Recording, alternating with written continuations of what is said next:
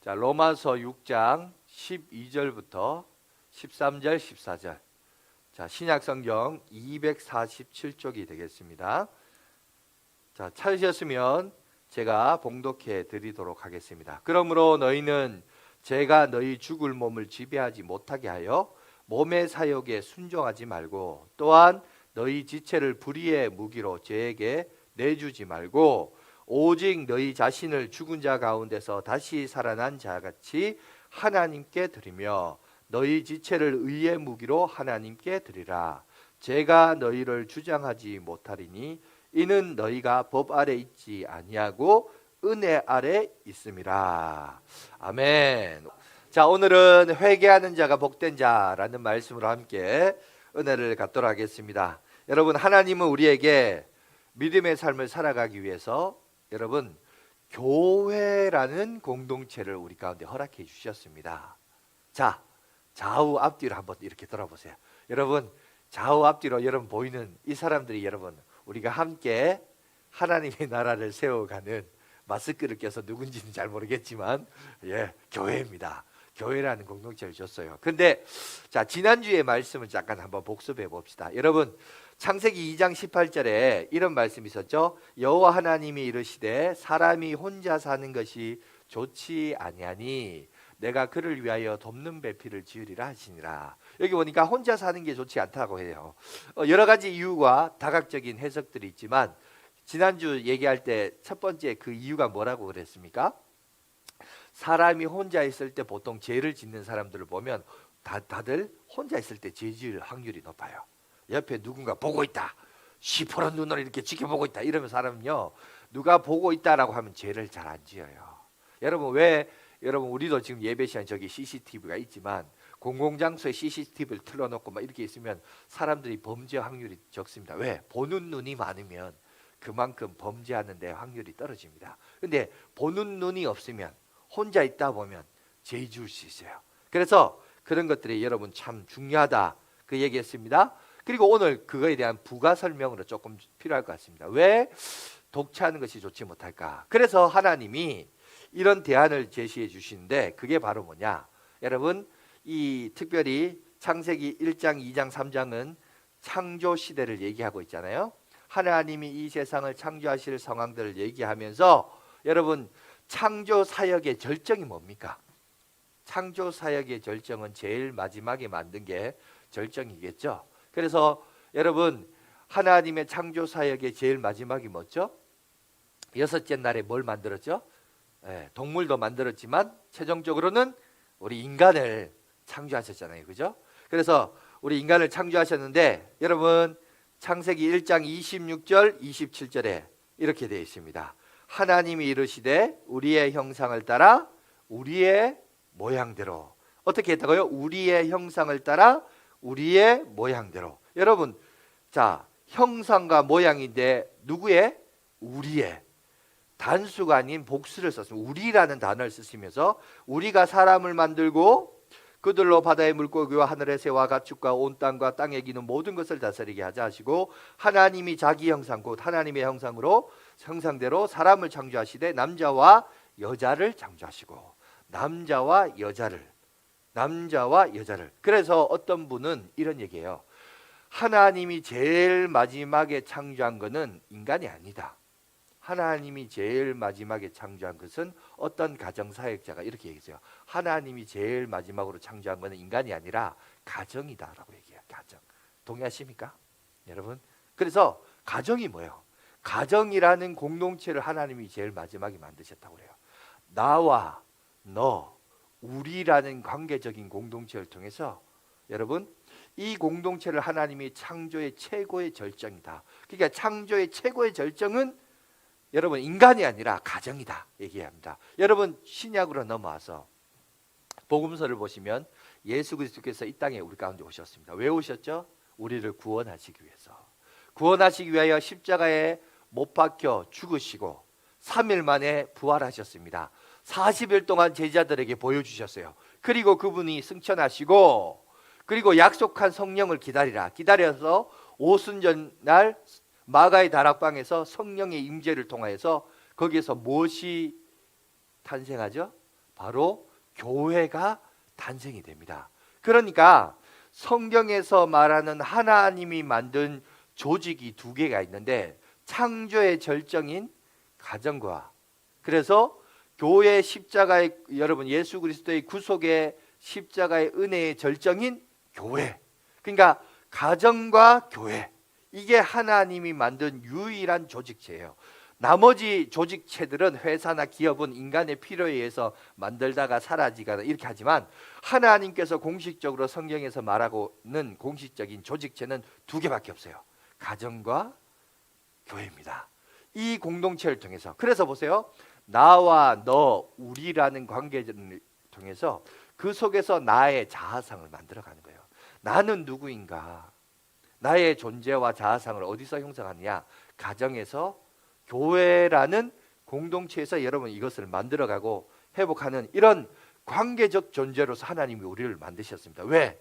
하나님도 성부, 성자, 성령, 우리의 모양과 우리의 형상대로, 우리도 역시 하나님을 따라서 우리라는 여러분 관계적인 존재로서 만드셨다는 겁니다. 이해하십니까? 자, 이 부분을 여러분들 기억하시면서 오늘 한번 말씀을 묵상하겠습니다. 그런데 문제는 뭐냐? 이런 관계의 창조적인 목적으로 만들어졌는데 제가 그것을 다 허물어 버렸습니다. 다 무너뜨려 버렸어요. 창조적인 질서와 여러분 관계를 허물어뜨리고 무너뜨리는 그런 사건을 보게 됩니다. 그래서 여러분 보세요. 요즘 뉴스를 보시면 단순히 여러분 사회적인 관계에서 깨지는, 일어나는 사건 사고는 뉴스거리도 아니에요.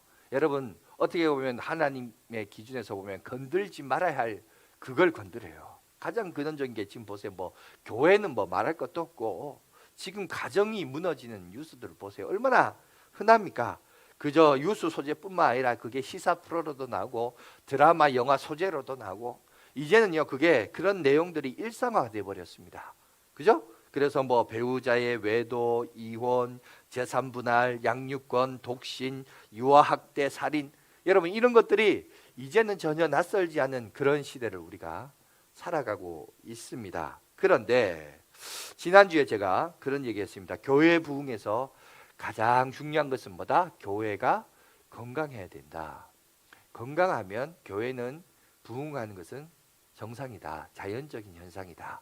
그런데 교회가 부흥을 안 하는 이유는 뭔가가 정상적이지 않는 문제들이 있다 보니까 그런 문제들이 야기된다. 그래서 건강검진이 참 중요하다. 영적 건강검진을 자주 하라. 제가 그런 얘기 했습니다.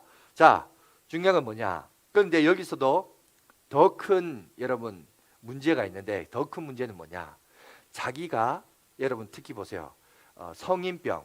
성인병을 요즘은 그렇게 얘기하더라고요. 생활습관병이라고 이름을 바꿨습니다. 이게 잘못된 생활습관이 그 사람의 이제 성인병으로 왔기 때문에 요즘은 성인병이라고 말하지 않고 생활습관병이다. 그러니까 잘못된 생활습관이 병을 왔다는 거죠. 그런데 문제는 뭐냐?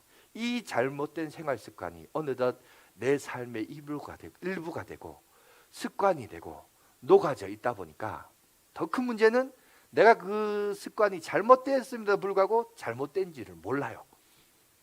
인식을 못한다는 거예요.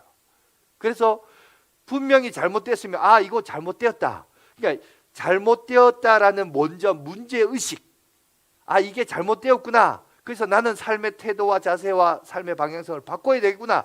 이거에 대한 문제의식을 먼저 가는 게 중요한데, 이 문제의식을 어느덧 습관화되고 익숙하다 보니까 그걸 못 갖고 그게 못 돼서 다 그렇게 사는 거 아니냐고 이렇게 생각한다는 거예요. 여러분 건강검진에서 이상이 생기면 먼저 우리가 돌아봐야 돼요. 내가 이거 잘못됐네. 뭔가 잘못됐네. 그래서 여러분 공동체가 중요한 거예요. 혼자 살면 이걸 몰라요. 근데 같이 살고 건강검진을 해보면 이런 것들이 발견되는 거죠. 그래서 이제 돌이키는 이런 부분이 참 중요한데, 마찬가지입니다. 오늘 이제 본론으로 들어가겠습니다. 자, 오늘 본문은 뭐냐? 그러면 여러분 영적인 질병, 영적인 건강검진을 해야 되는데, 이 영적 건강검진을 여러분 기준을 삼는 그 커트라인 기준점이 뭐냐? 그것은 바로 여러분 죄문제입니다. 죄문제와 영적인 건강과 직접적인 관련이 있죠. 그래서 이 죄문제에 대해서 우리 오늘날 예수 믿고 신앙생활하는 우리는 어떻게 바라봐야 될 것이냐, 이거에 대해서 한번 생각을 하겠습니다. 여러분, 죄에 대한 정의를 함에 있어서 이런 정의가 있습니다. 한번 들어봤는지 모르겠습니다만은 죄의 경향성이란 말이 있습니다.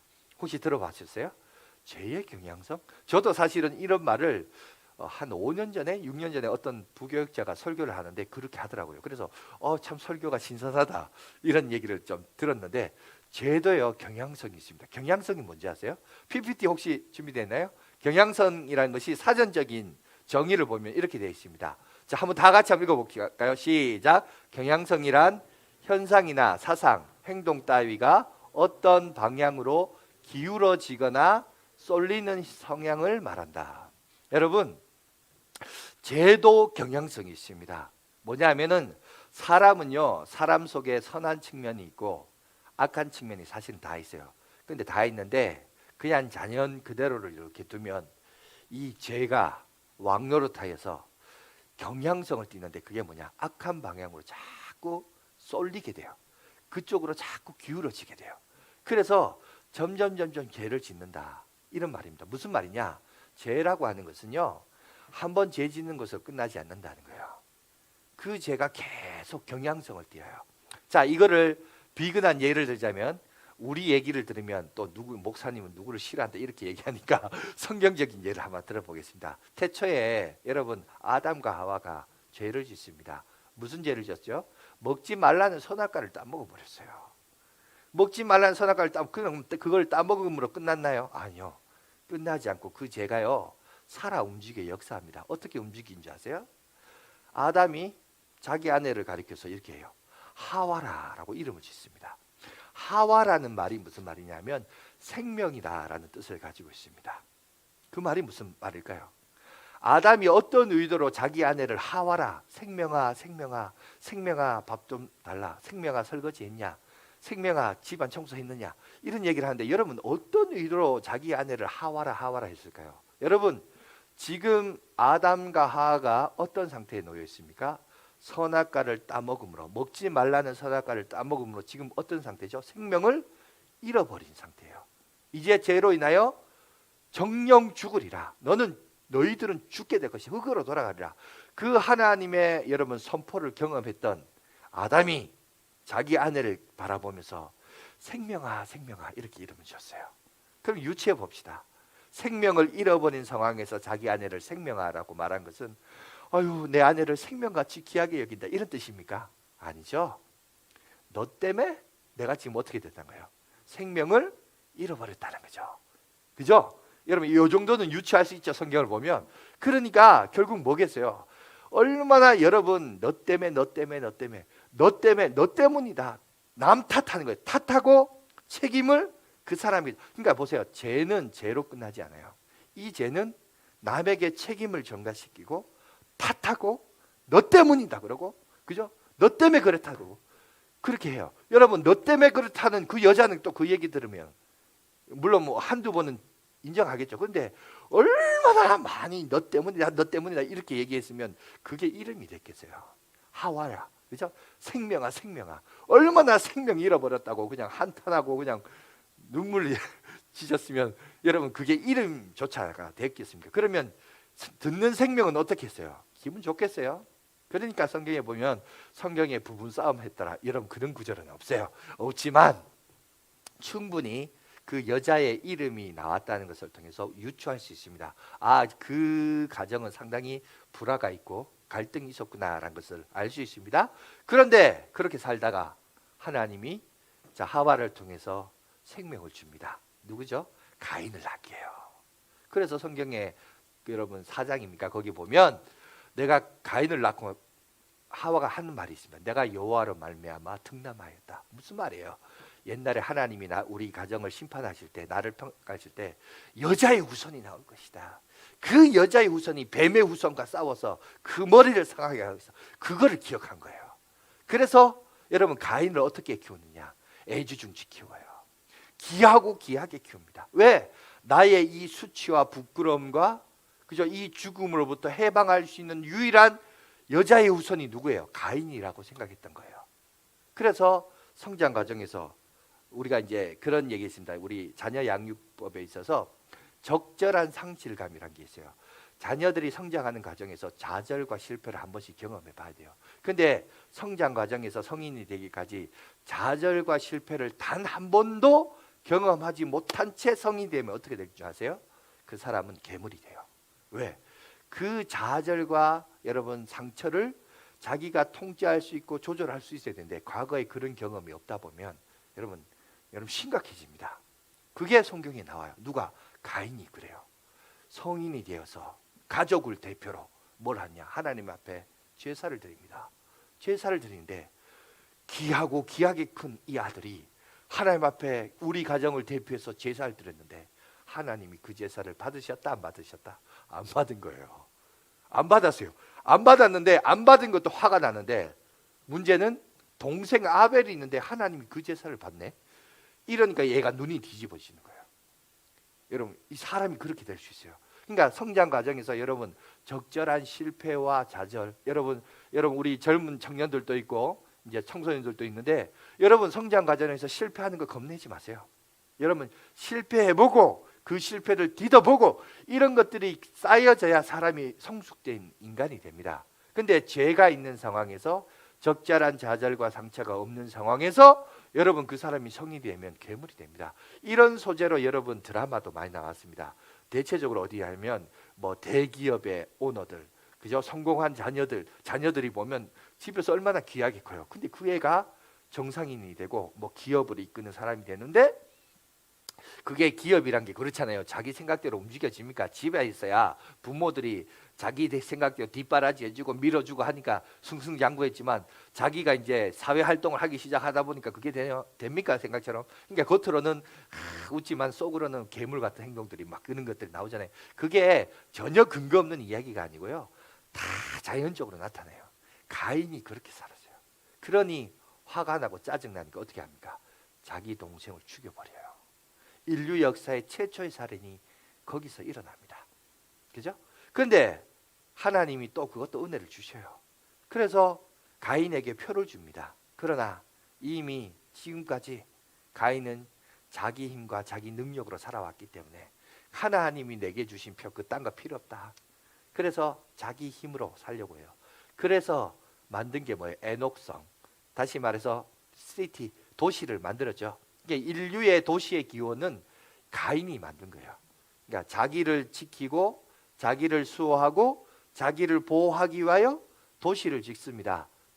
그죠? 그 도시를 지어서 살아가는데 그러다 보니까 문명이 발달하죠. 그래서 그 후손들을 보면 뭐의 조상, 뭘 잘 만드는 자의 조상 뭐 이런 거 나와요. 그래서 그 문명이 만들기 시작하면서 자기 힘으로 살아가는 문명이 됩니다. 그런데 자, 그러면서 여러분 창세기 4장 23절에 자, 라멕이라는 사람이 등장하는데 이 사람이 이런 얘기를 합니다. 우리 성경 구절 한번 읽어볼까요? 시작. 라멕이 아내들에게 이르되 아다와 실라여 내 목소리를 들으라. 라멕의 아내들이여 내 말을 들으라. 나의 상처로 말미암아 내가 사람을 죽였고 나의 상함으로 말미암아 소년을 죽였더라. 여러분 이제 살인이 일반화가 돼요. 자, 심지어 어린 소년까지 죽이는데 죽이는 이유가 뭐예요? 아까 9절 다시 한번 보여주세요. 거기 보면 딴 거 없어요. 간단한 거예요. 생명의 가치가, 사람의 생명의 가치가 뭐라? 다시 말해서 사람의 감정에 따라, 내 기분 따라 사람을 죽이기도 하고 심지어 어린 소년까지도 죽인다는 거예요. 여러분 인간의 힘으로 만든 도시의 힘, 그 안에서의 여러분 생명의 가치는 지도자와 능력자의 감정과 기분에 따라 얼마든지 생명이 죽기도 하고 살기도 하는. 그러니까 점점점 보세요. 문명이 발달하면 발달할수록 여러분 인간의 죄도 어떻게 했다? 발전했다. 그 얘기를 하고 있는 거예요. 그러니까 죄는 그냥 한번 죄 지는 것으로 끝나는 게 아니라 책임 전가 탓하고 나중에 그것이 자식에게 대물림되면서 살인까지 일어나고, 그리고 또 계속해서 후손들이 여러분 도시를 이루고 문명의 이기를 혜택을 누리면서 조상들이 되고 이렇게 하지만 점점 그러면서도 모두 같이 커간다. 죄악도 커간다.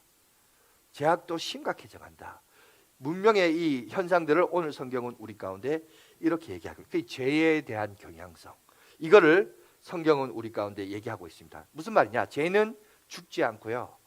인류 문화가 발전하면 발전할수록 죄도 같이 흥왕하면서 커가는, 세력이 커가는, 이렇게 한쪽으로 기우는 경향성을 가지고 있다. 이 얘기를 하고 있습니다. 그래서 여러분 흔히 이제 이걸 뭐라고 얘기하냐면 인류 역사는 무슨 역사다? 인류 역사는 바로 죄의 역사예요. 인류가 뭔가 뭐 이루었다, 뭔가를 자랑하지만 정작 결론은 이렇게 돌아보면 인간이 자랑하는 것은 결국 뭐밖에 없냐? 죄밖에 없어요. 죄밖에. 우리 방금 찬송가 274장 불렀어요. 뭐죠? 처음에 시작할 때 나 행한 것 뭐뿐이다고? 죄뿐이니. 여러분 이 고백이 그냥 나온 게 아닙니다. 여러분 마찬가지입니다. 우리도 결국 우리 자신을 이렇게 돌아보면 내가 행한 것, 내가 자랑할 것, 여러분 결국 보니까 하나님 앞에서 죄 지은 것밖에 없어요. 그게 여러분 우리 인간의, 여러분 인간이 죄를 많이 짓느냐 적게 짓느냐 정도의 차이가 있을 뿐이지 결국 인류 역사는 무슨 역사다? 죄 짓는 역사예요. 그거를 오늘 성경 우리 가운데 얘기합니다. 그래서 이 문제를 해결하기 위하여 2000년 전에 누가 오셨습니까? 예수님이 오셨죠. 그죠? 예수님이 로마서 5장 21절에 이렇게 얘기합니다. 이는 제가 사망 안에서 왕노릇한 것 같이 은혜도 또한 의로 말미암아 왕노릇하여 우리 주 예수 그리스도로 말미암아 영생에 이르게 하려 함이니라. 오늘 여기 보니까 죄의, 그대로 두세요. 죄의 결과가 뭐예요? 죄의 결과는 사망입니다. 자, 죄가 여러분 사망으로 인하여 왕노릇했다 하라 그러세요. 사망으로 인하여 이 왕노릇한 이 현상을 해결하시기 위하여 예수님이 오셨죠. 그래서 6장 9절에 이렇게 얘기합니다. 우리 9절은 다 같이 읽어봅시다. 시작. 이는 그리스도께서 죽은 자 가운데서 살아나셨으니 다시 죽지 아니하고 사망이 다시 그를 주장하지 못할 줄을 알미로라. 여러분 흔히 우리가 그러잖아요. 뭐 사망이 왕노릇했다. 이게 무슨 말이에요? 여러분 어떤 사람이 의견차가 있다가 위에 있는 사람이 아래 사람에게 하잖아요. 야, 너 죽을래? 이렇게 하면 그럼 뭐예요? 내 말 따르라는 얘기죠. 죽을래라는 말이 사실은 내가 그 사람을 리드한다, 내가 생각한 대로 너 따라와라 이 얘기 아니에요. 그러니까 사망이, 자 죄가 사망으로 말미암아 왕노릇했다는 것은 모든 인류는 죄로 인하여 죽을 수밖에 없는 존재인데 문제는 예수님이 이 땅 가운데 오셔서 우리를 위하여 십자가의 죽으심으로 말미암아 죽는 것으로 끝나지 않고, 죽음이란 과정은 어쩔 수 없이 우리가 겪어야 돼요. 죄로 인해서. 그러나 죽은 것으로 끝나지 않고 예수님이 3일 만에 부활하시고 다시 사셨기 때문에 예수를 믿는 우리도 언젠가는 다시 살 수 있다는 이 죄의 사망의 왕노릇으로부터 자유함을 누리는 존재가 되었다. 이 얘기를 하는 겁니다. 믿습니까? 할렐루야. 우리는 이제 그런 존재예요. 그죠? 자, 죄의 사망의 왕노릇에서부터 자유함을 입은 우리들이, 그러면 우리가 그렇게 입은 존재인데, 그러면 이제 앞으로 우리는 어떻게 살 것이냐. 지금 오늘 본문에서 지금부터 이제 본론으로, 그렇다면 우리는 이제 어떻게 살 것이냐. 이 얘기를 이제 오늘부터 이제 지금부터 하도록 하겠습니다. 이게 이제 본론인데 오늘 말하고 싶은 내용이 이겁니다. 그러면 어떻게 살 것이냐. 오늘 성경 본문이 그 얘기를 하고 있어요. 첫 번째, 두 가지를 얘기하는데 이 죄의 경향성에서부터 우리가 자유할 수 있는 것은 첫 번째, 죄가 너희 죽을 몸을 지배하지 못하게 하라는 겁니다. 죄가 우리의 몸을 지배하지 못하게. 그럼 이 죄가 우리의 몸을 지배하지 못하게 하기 위해서 어떻게 해야 되느냐. 구체적으로, 너무 목사님 추상적인데요. 그러니까 구체적으로 봅시다. 구체적으로 어떻게 해야 되느냐. 여러분 12절 하반절에 보시면 이렇게 말합니다. 몸의 사욕에 순종하지 말고, 이렇게 되세요. 몸의 사욕에 순종하지 말라. 무슨 말이냐. 자, 원문에 보면 이 몸의 사욕을 정욕과 욕망이라고 얘기합니다. 그리고 영어 성경에 보면, NIV 성경에 보면 이걸 이렇게 얘기하고 있어요. 악한 소망이라 라고 얘기합니다. 무슨 말이냐. 여러분 사람이요 어떤 말을 하거나 행동으로 옮기는 범죄를 하기 앞서서 여러분 먼저 선행되는 조건이 있어요. 그게 뭔지 아세요? 마음에서부터 나오는 생각이에요. 이 물건이 여러분 제가 훔친다고 생각합시다. 이 물건을 행동으로 훔치기 전에 마음속에 무엇이 들죠? 이것을 탐내는 마음이 있죠. 훔치고 싶은 마음이 있죠. 그래서 여러분 악한 생각을 조절하라는 겁니다. 악한 생각에 대해서 여러분 먼저 그것에 순종하지 말라. 악한 소망에 순종하지 말라. 그러니까 죄의 근원과 출발점을 먼저 얘기하는데 그것은 너희의 내면 상태를 돌아보라는 거예요. 먼저 행동을 하기 전에 우리의 마음이, 우리의 생각이 악한 욕망과 육체적인 소욕과 악한 소망에 내어주지 말고 의식하고 깨어 있어서 이거에 대한 문제의식을 가지고, 우리가 건강검진에 있어서도 내가 문제라는 문제의식이 있는 것이 중요하듯이 영적인 지혜도 마찬가지예요. 먼저 내 생각 속에서 이 생각에서 먼저 지고 들어가면 안 돼요. 알겠습니까? 악한 생각에 먼저 지고 들어가니까 이걸 훔치는 거죠. 탐심이 없으면 훔치지 않겠죠. 그러니까 이것부터 먼저 조절하라는 겁니다. 마음의 생각과 마음을 먼저 돌아보라는 거예요. 그리고 두 번째 보시면 13절에 너희 몸을 불의의 무기로 내어주지 말라. 다시 말해서 마음과 생각은 곧 행동으로 여러분 이어지게 되죠. 불의의 몸으로 사용되게 되어 있습니다. 자, 그래서 오늘 기억해야 될 것은 예수 그리스도로 말미암아 중생의 은혜를 경험한 성도들은 첫 번째 뭘 해야 되냐면 이 죄된 본성과 또 이 죄된 육신의 소욕으로부터 싸워서 이겨야 돼요. 싸우려고 하는 문제의식을 먼저 갖는 것이 중요하고, 자, 이 문제의식을 가지기 시작하면서 앞서 제가 경향성에 대해서 얘기했습니다. 왜 자꾸 경향성을 얘기하냐면 이걸 구체적으로 우리에게 적용을 해볼게요.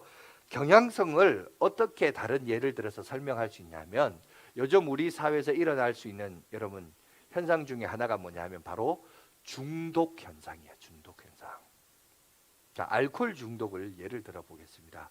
술 좋아하는 사람들은 흔히 이제 그런 얘기를 많이 합니다. 저도 어릴 때 주변 옆집 아저씨 특히 술을 좋아했던 분이 계셔서 그분을 내가 전도하려고 하다 보니까 술과 관련된 얘기를 저도 뭐 술을 별로 안 먹어봐가지고 청소년 시절에 호기심에 한번 먹어보긴 먹어봤는데 술을 잘 먹는 사람한테서 술을 배워야 되는데 저도 모르고 제 친구도 교회 다녀서 몰라서 호기심에 이제 교회 다니는 애들끼리 모아가지고 야 우리 한번 술하고 담배를 한번 펴볼까 해봤는데 담배도 그거 펴보니까 못 피겠고 술도 이걸 왜 마시냐 이래서 그 다음부터 오히려 그 친구도 한 번씩 저랑 이제 만나서 얘기해 보면 그때 우리가 술 먹고 담배를 피워서 지금까지 술 담배를 안 한다고 그 얘기를 했는데 가만히 생각해 보니까 그걸 술 먹어본 사람하고 그저 담배를 펴본 사람한테서 배워야 되는데 그러지 못하고 그냥 호기심에 한번 해보다가 지금까지 이제 안 해봐서 잘 모릅니다만은 술을 좋아하는 사람들이 그런 얘기해요. 뭐라고 하냐면 처음에는 술을 먹는데 누가 술을 먹냐? 자기가 술을 먹는데요. 자기가 술을 먹는데 나중에는 어떻게 되냐? 술이 술을 먹는데요. 그런 얘기 들어봤습니까? 그리고 나중에 더 가면 어떻게 되는지 아세요? 술이 나를 먹더라. 그 얘기가 해요. 여러분 오늘 성경 구절에도 보면 무슨 단어가 와요. 죄가 너를 주관하지 못하게 하라. 이 얘기 나오잖아요. 이 말이 무슨 말이냐? 똑같아요. 죄도 처음에는 내가 지어요. 내가 죄 짓습니다. 그런데 죄가 또 다른 죄를 낳아요. 그리고 나중에는 이 죄가 나를 주관해요. 나도 이제 내 의지를 벗어나서 그 죄가 나의 인생에 개입해서 역사해요. 이게 습관화가 되고 녹아버린 거죠. 그래서 이제 움직이지 못하는 거죠. 여러분 여러분 앞에 있는 저는 촌놈이라 촌에서 컸습니다. 그래서 성장 과정에서 특히 여름철에 여러분 날이 덥기 때문에 냇가에서 물놀이를 자주 갔습니다. 저보다 나이 많으신 분들은 다 공감이 갈 거예요. 여러분 물놀이 냇가에서 가다 보면 물놀이 사고가 꼭 한 번씩 그게 직접적이든 간접적이든 다 경험이 있을 거예요. 여러분 사람이요 냇가에서 물놀이 할 때 발목까지 여러분 물에 잠기는 그 깊이에서 놀면요 얼마든지 내 자유의지에 따라서 몸이 움직여요. 막 이쪽으로 뛰어가기도 하고 걷기도 하고 물고기를 잡기도 합니다. 그런데 무릎까지 들어가잖아요. 그러면 움직이면 이게 움직여요. 내 뜻대로 움직여요. 그런데 발목까지 움직인 거에 비해서 움직임이 둔해요. 그죠? 그러다가 허리까지 찹니다. 그러면 더 둔합니다. 그래도 내 의지대로 움직입니다. 그런데 문제는 이제 가슴까지 딱 차기 시작하면 어떻게 되느냐? 이게 내 의지대로 안 돼요. 의지대로 안 될 뿐더러 수영을 잘하면 괜찮은데 수영을 못한다? 여기까지 여러분 잠겼는데 발을 디뎠는데 바닥이 안 돼요. 그러면 사람이 어떻게 긴장이 됩니다. 긴장이 되면 몸에 힘이 가죠. 힘이 가다 보면 자기는 자꾸 밖으로 나오려고 허우적거리는데 점점점 몸은 어디로 가는 거예요? 물속으로 들어가요. 그래서 꼬르륵 하다가 물놀이 사고가 반드시 일어나는 사례들이 참 많이 있습니다. 무슨 말이냐? 죄도 그래요. 처음에는 여러분 술도 그렇고 죄도 그렇고 내가 먹어요. 내가 조절할 수 있을 것 같고 내 마음대로 내 의지대로 할 수 있는 것 같아요. 그런데 나중에 여러분 무릎까지 허리까지 여러분 거기까지는 내 몸 할 수 있어요. 물론 더디지만 하여튼 해요. 하지만 여러분 가슴 깊이까지 빠져버리면 그때부터는 이 죄가 나를 주관해요. 이게 술이 나를 주관한다고. 그죠? 이 죄된 습관이 나를 주관해서 내 의지대로 오히려 허우적거리고 긴장하면 긴장할수록 더 거기서 나오는 게 아니라 더 빠져들어요. 여러분 어떻습니까? 이 말씀에 여러분 스스로가 한번 점검해 보시기 바랍니다. 나는 지금 죄악의 물결에서 발목에 찰랑찰랑 차져 있는 그 위치에 있느냐. 그런 사람은 나와도요 빨리 나와요. 내가 조절할 수 있으니까. 그런데 무릎에 차 있습니까? 여러분 허리에 차 있습니까? 나올 수는 있지만 물론 더디지만 어떻게든 자기 힘으로 나올 수 있어요. 문제는 가슴 깊이 더 깊은 곳에 빠진 사람은 그런 사람은 자기 힘으로 못 나와요. 미안한데 벌써 그 오늘 성경에 있는 말씀처럼 죄가 그 사람을 주관하기 때문에 그 단계에 빠졌기 때문에 이제는 나오려고 해도 못 나와요.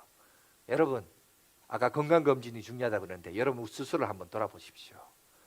뭐 성적인 부분, 돈의 문제, 인간관계 문제, 또 여러 가지 어떤 여러분 삶의 문제에서 내가 지금 어느 죄악의 물결에 인간의 삶의 역사는 죄악의 역사라고 그러는데 여러분 남 뭐 손가락질하고 정부 욕하기 전에 먼저 우리 자신을 한번 돌아보세요. 내가 지금 어느 수준의 물결의 깊이에 잠겨져 있는가. 여러분 우리가 이걸 먼저 생각하고 기도를 해야 됩니다. 그래서 영적인 통찰력을 가진 믿음의 손자들이 이렇게 우리 가운데 얘기합니다. 시편 119편 133절에 기도하기를 이렇게 기도해요. 뭐라고 기도하느냐?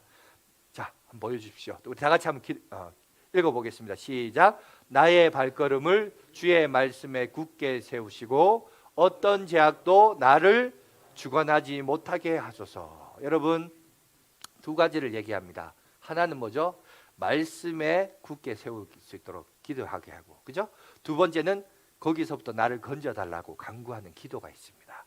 말씀과 기도를 통해서 그 죄악이 주관하는 그곳에서 나를 건져달라. 여러분 이렇게 기도하는 우리 믿음의 손자의 고백을 우리가 볼 수 있습니다. 여러분 그렇다면 여러분 우리 자신을 한번 돌아보시면서 그래서 심지어 여러분 자 더디다 할지라도 허리와 무릎까지 있는 사람은 좀 더딜 겁니다. 좀 시간이 급할 거예요. 아무래도 여러분 찰랑찰랑거리는 여러분 발목까지 있는 사람은 빨리 나올 거예요. 그러나 좀 이렇게 좀 깊이 있는 사람은 나오는 게 조금 더딜 거예요. 근데 더딘데 믿음의 관점 보시고 기다려 보시고 그런데 더 깊이 빠진 사람이 문제겠죠. 그래서 여러분 교회라는 공동체가 필요한 거예요. 하나님은 교회라는 공동체를 주셔서 이 교회 안에서 그런 사람을 건져내라, 이끌어내라. 그 얘기를 오늘 우리 가운데 얘기하고 있습니다. 그래서 여러분 에베소서 4장 11절에서 12절 보면 이런 말씀이 있죠. 그가 어떤 사람은 사도로, 어떤 사람은 선지자로, 어떤 사람은 복음을 전한 자로, 어떤 사람은 목사와 교사로 삼으셨으니 12절 다 같이 읽겠습니다. 시작. 성도를 온전하게 하며 봉사의 일을 하게 하며 그리스도의 몸을 세우려 하심이라. 여러분 교회가 갖는 세 가지의 기능을 12절에 말합니다. 성도를 온전하게 한다고 그래요. 여러분들은 온전한 성도입니까? 여러분 자신을 한번 돌아보시기 바랍니다. 여러분 여기서 우리가 바라봐야 할 영적인 체크 세 가지인 거예요. 그거 성경 구절 다시 보여주세요. 자, 세 가지를 얘기하는데 세 가지가 뭐라? 성도를 온전하게 하는 거. 여러분 내가 성도로서 온전한 성도인가 한번 모시기 바라고, 그것뿐 나만 아니라 다른 사람마저도 온전케 하는 사람인가, 온전케 하기 위한 사역을 내가 하고 있는가. 여러분 이걸 한번 여러분 스스로 평가해 보십시오. 그리고 봉사의 일을 하며 주의 몸된 교회에 여러분 여러 가지 봉사들이 있죠, 그죠? 오늘 또 우리 여기 찬양 반주를 해주는 분, 차량 운행해 주시는 분, 청소하는 분, 뭐 많습니다. 여러 가지 우리가 교회 봉사라는 게 요즘 코로나 때문에 식사를 못하지만 식사 주방에서 봉사하시는 분 많이 있는데 여러 가지 우리가 봉사 일을 하게 하고, 세 번째 무엇보다도 이 모든 일들의 최종적인 목적은 뭐예요? 그리스도의 몸을 세우는 거예요. 내가 그리스도의 몸을 세우는데 이바지하고 열심을 가지고 있는가? 이게 나의 영적인 바로미터예요. 내가 건강한지, 영적으로 건강한지 건강하지 않는지, 이 세 가지가 오늘 성경은 우리에게 소개하고 있습니다. 그렇다면 여러분들이 한번 확인하고 체크해 보시기 바랍니다. 나는 지금 어느 위치에 서 있는가? 먼저 한번 확인해 보시고요. 그 다음에 우리가 생각해야 될 것은 두 번째, 죄에 관한 여러분 죽음으로부터 자유를 얻는 우리가 앞으로 해야 할 두 번째 행동은 뭐냐? 바로 불의의 여러분 무기를 버리고 의의 무기로서 하나님 앞에 드리라는 겁니다. 13절에 그렇게 얘기하고 있죠, 그죠? 아까 앞서 인간의 역사는 죄의 역사다라고 얘기했습니다. 그러면 또 다르게 한번 질문을 던져볼게요. 그렇다면 교회는 무슨 역사일까요? 여러분, 교회 역사는 무슨 역사입니까? 교회 역사는요, 회개의 역사예요. 믿습니까? 교회 역사는 다른 역사 아니에요. 교회 역사는 얼마나 회개하는 사람이 많은가. 여러분, 제가 지난주도 그랬고 오늘도 마찬가지입니다만, 교회가 건강하다라는 것의 기준이 뭐냐? 업적을 많이 남기고 헌금을 많이 하고 이게 건강한 게 아니에요. 여러분, 사람 많이 온 거, 여러분 많이 올수록 많이 오는 만큼 건강하지 못해요. 교회는 다 여러분 병든 자여 내게로 오라. 엿장수가 말한 게 아니고 여러분 영적으로 병이 있는 사람들이야 다 교회에 오는 겁니다. 교회에 오는데 그러다 보니까 병든 자들의 모임이기 때문에 여러분, 그래서 여러분 문제가 많아요. 교회는 문제 없는 교회 없어요. 다 문제 있어요. 그래서 오죽했으면 사도 바울이 에베소, 로마서, 여러분 그죠? 고린도 편지를 썼을까요? 그 편지를 쓴 이유는 문제가 많기 때문에 격려하고 칭찬하기 위해서 쓴 글도 있지만 거의 대부분 그 글을 쓴 이유는, 서신서를 쓴 이유는 그 교회가 가지고 있는 문제가 있기 때문에 그래요. 그러니까 인간들은 문제가 있을 수밖에 없어요. 문제 없는 교회는 없습니다. 그런데 문제는 있는데 여러분 그것으로 끝나지 않고 이 문제가 교회에서 뭘 일어났냐? 회개로 뒤집어지는 역사가 있어야 된다는 겁니다. 그래서 교회가 건강한 교회는 어떤 교회냐? 헌금 많이 내고 출석률 높고 사람들 많이 나오고 뭐가 남다른 업적을 많이 남기는 교회가 아니에요. 여러분 그거 착각하지 마세요. 그런 게 아니고 진짜 교회는 회개가 일어나는 역사예요. 회개가 있는 교회가 건강한 교회예요. 그러니까 우리가 이걸 경험해야 돼요. 우리 교회는 회개가 일어나는가? 언제부턴가 한국 교회에 목사님들이, 저도 그렇지만 목사님들이 회개, 좀 깎아내려서 말하고 목사들이 회개에 대해서 설교를 안 해요. 그죠? 행복합니다. 축복합니다. 잘 될 것입니다. 그런 머리 좀 다섯 가지 뭐라 그러죠? 그 언어랑 행복 언어 뭐 이런 걸 쓰는데 교회에서 그런 거 해야 된다 그래서 감사합니다. 고맙습니다. 축복합니다. 사랑합니다. 뭐 이런 얘기 하는데 언제부턴가 교회가 회개하라 이 말이 없어졌어요. 7, 80년대만 하던데 제가 어릴 나이 때만 하더라도 목사님들이 부흥회를 하면 반드시 주제 하나가 회개가 있었어요. 근데 요새 보세요. 교회 여러분 사이트 들어가서 유명한 교회가 교회일수록 많이 모이는 교회면 교회일수록 거기 사이트 들어가 보세요. 회개하라 이거 있어요? 없어요. 여러분 그 말은 언제부턴가 교회도 병들기 시작했어요. 교회의 역사는 돈 많은 게 역사 아니에요. 건물 큰 것도 역사 아니에요. 진짜 역사는 회개의 역사입니다. 돌이키는 거예요. 회개가 뭐예요? 회개는 눈물 찔끔 흘리고 여러분 기도하는 게 회개가 아닙니다. 회개는 이거예요. 가던 길에서 내가 이 길을 가고 있는데 그 길에서 돌아서서 하나님이 원하시는 그 길로 가는 거. 그게 회개입니다. 돌이키는 거. 우리 삶에 돌이키는 역사가 있었냐? 나 교회 다니면서 이 길이 하나님이 원하시는 길이 아니었구나. 이렇게 가야 되는 거구나. 이거를 돌이키는 역사가 우리 가운데 있었냐는 거예요. 언제부턴가 목사도 회개하라 얘기하지도 않고 교인들은 더더욱더 회개하라고 말을 안 하니 자기가 잘하는 줄 알고 그냥 잘못해도 잘 사는 줄 알고 그냥 그렇게 사는 거죠. 여러분 아닙니다. 여러분 교회가 건강하려면 교회는 회개의 역사가 일어나야 돼요. 회개하는 교회가 여러분 건강한 교회고 회개하는 역사가 교회에 일어나야 그게 여러분 건강한 교회고 바른 교회고 하나님이 원하시는 바른 길로 가는 교회라는 사실입니다. 여러분 오늘 본문도 보세요. 불의의 무기로 쓰지 않고 뒤로 돌아서서 의의 무기로 하나님께 드리는 인생이 되라. 이게 뭐예요? 이게 바로 회개하는 인생이죠. 회개하는 인생. 여러분 그렇다면 나는 어떤가? 여러분 남 얘기하지 말고 우리 자신을 한번 돌아봤으면 좋겠습니다. 나는 회개하는 인생인가? 얼마나 나는 하나님의 뜻에 맞추어 돌이키며 살아가고 있는가? 여러분 앞에 있는 이 목사도 욕망이 있어요. 욕구가 있어요. 왜 사람인지라. 그런데 내가 말씀에 비춰서 내 자신을 돌아보면서 아니다. 이거는 하나님이 원하는 방법이 아니다. 그럼 내가 이제 돌이켜야죠. 여러분 저하고 우리 아내는 행복하지만 또 많이 싸웁니다. 왜 많이 싸울까요? 서로가 그래요. 하나님께로 돌이키라고 책망을 많이 하다 보니까 많이 싸웁니다. 여러분 저는 이게 가정의 문제도 있지만 이건 교회 안에서도 그래야 돼요. 교회 안에서도 많이 영적인 건건을 위해서 많이 싸워야 돼요. 김집사 그렇게 살면 안 돼! 그러면서 이제 돌이켜야 되고 회개해야 돼요. 여러분 자꾸 하나님이 원하시는 방향으로 가야 된다는 거예요. 그죠? 그래야 교회는 건강한 거예요. 그런데 뭐 사랑합니다. 좋아합니다. 목사님 설교에 은혜 받았습니다. 물론 그 얘기 듣는 목사도 기분은 좋은데 그것만이 전부는 아니에요. 그것만이 교회를 건강하게 하는 거 아닙니다. 하나님이 공동체를 허락하신 이유는 서로를 돌아보라는 거예요.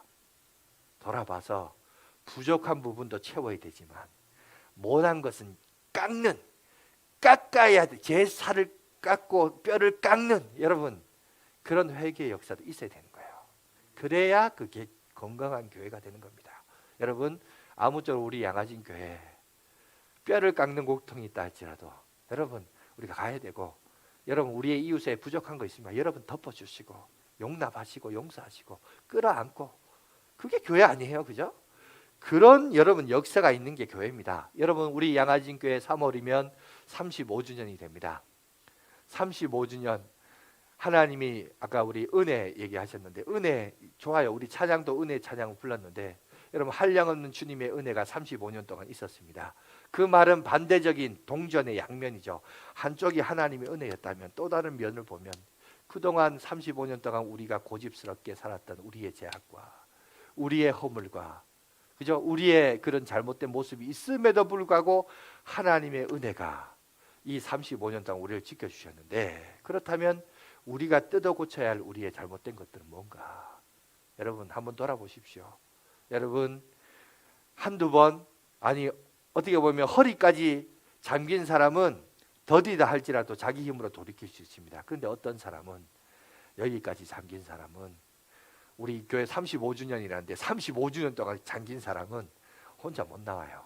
죄송한데 못 나와요. 그 사람은 누군가가 바깥에서 머리 끄댕이를 잡아 당기든지 밧줄을 던져서 잡아 당기든지 건져내줘야 돼요. 이게 교회가 하는 역할이에요. 하나님이 교회를 우리 가운데 여러분 부르신 공동체의 부르심의 목적이고 방향성입니다. 아무쪼록 하나님이 기뻐하시는 불의의 병기로 여러분들이 쓰임받지 마시고 의의 병기로 하나님 앞에 쓰임받는 저와 여러분들이 되시기를 간절히 바라겠습니다. 기도하겠습니다.